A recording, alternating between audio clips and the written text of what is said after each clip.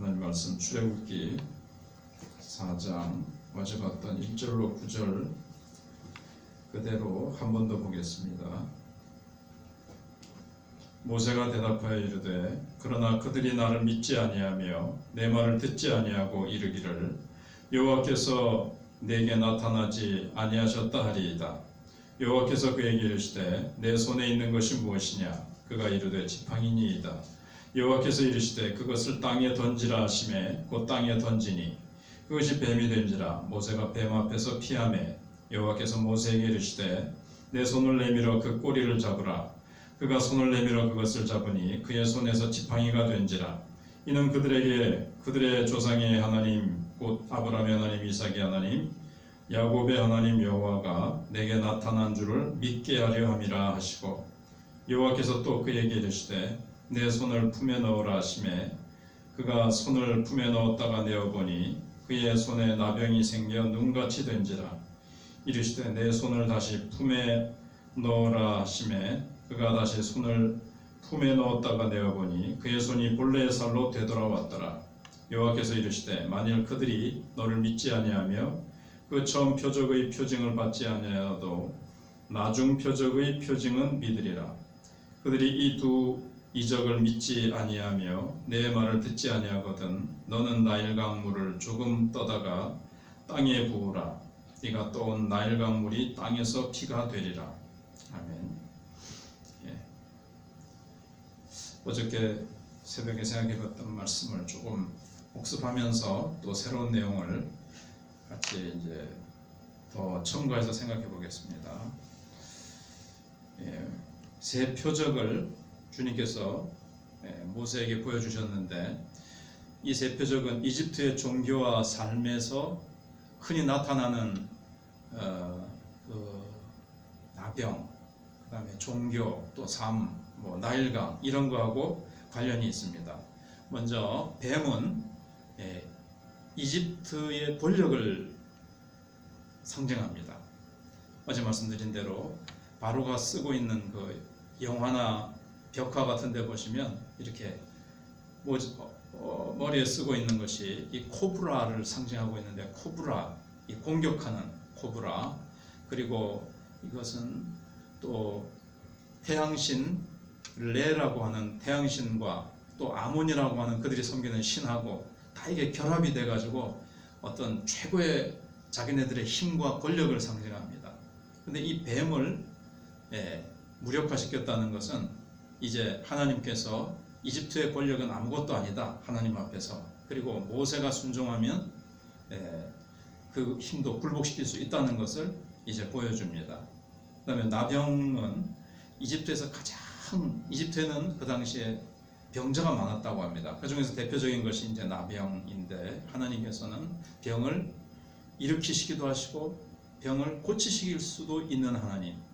그리고 나일강은 이집트의 생존의 심장부라고 말씀을 드렸습니다. 그 심장부를 이제 하나님께서 강타시키실 것이라는 거죠.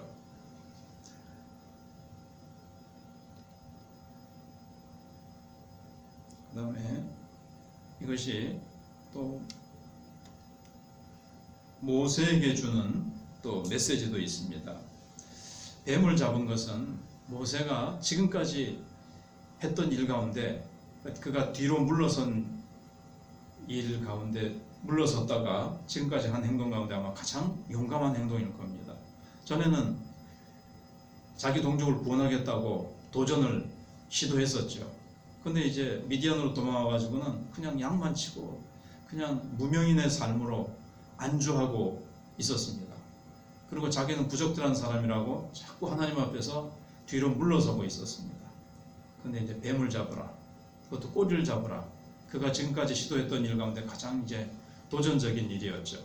그러나 하나님 앞에 순종했을 때 그 뱀도 이제 무력화되더라는 거죠. 굉장히 위험한 일임에도 불구하고 그것이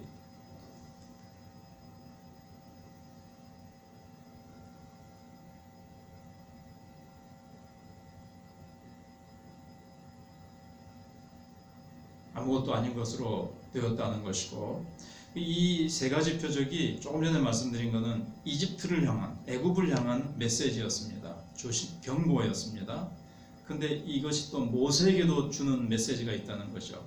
그게 뭔가 하면, 네가 아무리 위험한 뱀도 네가 순종하면 그건 이제 막대기밖에 안 된다. 막대기로 변하잖아요. 그러면서 하나님은 모세에게 나는 변화시키는 하나님이다. 뱀을 막대기로, 막대기를 뱀으로 뭐든지 내가 변화시킬 수 있다는 것을 말씀하시는 겁니다. 그 다음에 이제 나병인데, 뱀이나 나일강은 모세의 외부에 있는 것들입니다. 근데 손은 모세의 손이죠. 그 다음에 품에다가 집어넣죠. 어떤 모세의 내부에서 일어나는 일입니다. 모세는 자기가 부적절하고 자격이 없다고 얘기했습니다. 근데 거기에다 더해가지고 처음엔 나병이 걸렸잖아요. 나병까지 걸렸습니다. 전염병까지 걸렸습니다. 더 이제 모세를 낮추신 거죠. 더 모세는 진짜 나는 할 수 없습니다 그랬는데 더 할 수 없는 자로 이제 됐습니다. 그러나 하나님께서는 그 절망적인 자리에서도 하나님께서는 소생의 자리로 바꾸십니다. 다시 손을 품에 넣었다가 빼봐라. 살이 온전해졌습니다.